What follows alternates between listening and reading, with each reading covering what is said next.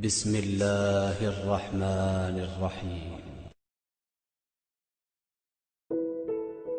ذہنوں کی تنگی بڑے گھروں میں رہنے سے دور نہیں ہوتی، بلکہ عاجزی میں رہنے سے دور ہوتی ہے۔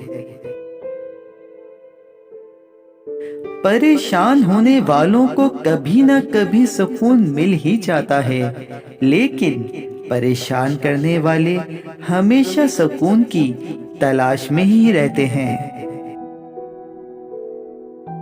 جس کو آپ نے غلط لگنا ہوتا ہے، آپ ہر حال میں اسے غلط لگتے ہیں، چاہے کچھ بھی ہو، صفائیاں فضول، وضاحتیں فضول۔ خود غرض لوگ رشتوں کو نبھاتے کم اور آزماتے زیادہ ہیں۔